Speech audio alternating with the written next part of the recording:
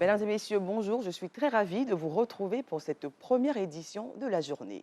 Environnement économique mondial, Patrick Hachi, à l'école de l'Institut Brookings, un établissement spécialisé dans l'analyse économique. Ce jeudi, le Premier ministre ivoirien a pris part aux travaux de cette institution. Objectif, s'imprégner des tendances économiques mondiales pour mieux orienter les indicateurs nationaux. Compte rendu de nos reporters Adama Kone et Keri Adama à Washington. Après 2 années d'accalmie, la capitale américaine Washington retrouve ses couleurs de ville mondiale de l'économie avec les assemblées annuelles du groupe de la Banque mondiale et du Fonds monétaire international FMI. Ce jeudi matin, il pleut sur Washington, mais la météo économique semble réconfortante pour la Côte d'Ivoire. Ce dont il s'agit, c'est un peu l'environnement mondial que nous jugeons un peu critique. Parsemé vraiment de beaucoup d'incertitudes. Mais dans ce contexte, nous pensons que la Côte d'Ivoire se débrouille assez bien parmi les meilleurs pays à forte croissance. Alors donc, il y a de quoi féliciter le gouvernement, féliciter la Côte d'Ivoire, mais surtout, il faut penser à comment consolider cet acquis. C'est donc à dessein que le Premier ministre et sa délégation ont frappé à la porte du Brookings Institute ce jeudi matin, seulement quelques heures après leur arrivée. Nous visitons régulièrement cette institution pour savoir sur le moment quelles sont les grandes tendances de l'actualité du monde, aussi bien au niveau économique, technique, politique, stratégique, mais également surtout quelle est leur vision sur ce que le monde deviendra au cours des mois et des années à venir. Et au moment où nous arrivons à Washington et vous allez avoir des discussions extrêmement importantes avec les hauts responsables des institutions partenaires au développement qui sont ici, il était important que nous venions pour savoir quel était l'état de la situation vu par une institution indépendante. Nous venons d'avoir un entretien extrêmement enrichissant qui nous a donné des pistes, je dirais, de réflexion, mais également des réponses à des questions que nous avions. Ayant pris le pouls de la situation économique mondiale, la délégation ivoirienne peut alors dérouler son programme fait de participation aux assises et de rencontres de haut niveau avec les institutions de Bretton Woods. On peut le dire, la promotion menée en 2021 par la Direction générale des impôts sur l'impôt foncier porte ses fruits. En témoigne la performance réalisée en cours de l'exercice 2022.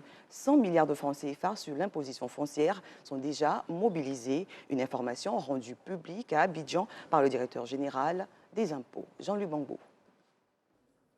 Top départ de la 9e campagne de sensibilisation pour la déclaration et le paiement de l'impôt foncier.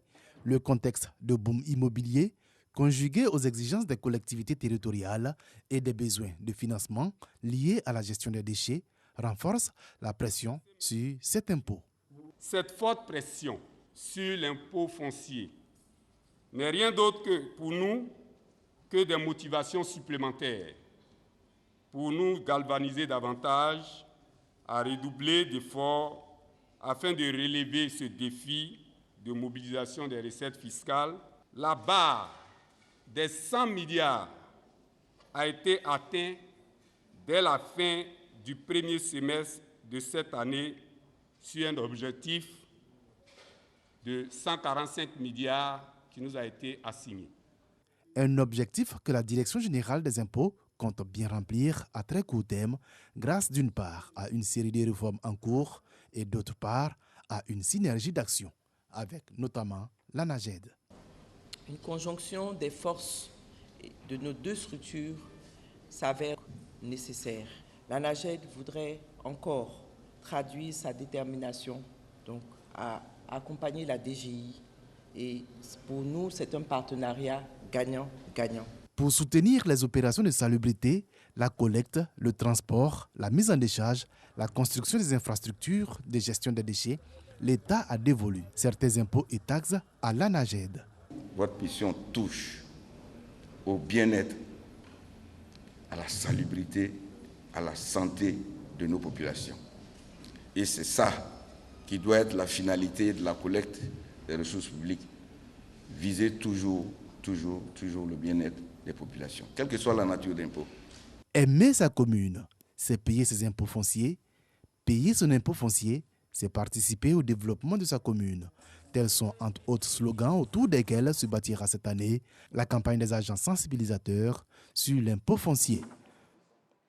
À l'international, des ministres de la Défense de l'OTAN réunis hier à Bruxelles, en Belgique. Ce sont 15 pays, avec à leur tête l'Allemagne, qui ont proposé de renforcer la défense aérienne de l'Ukraine face à la Russie. Nouveau rebondissement dans l'affaire Omar Haddad, condamné il y a 28 ans pour le meurtre de Ghislaine Marshall. La justice rejette la deuxième requête en révision.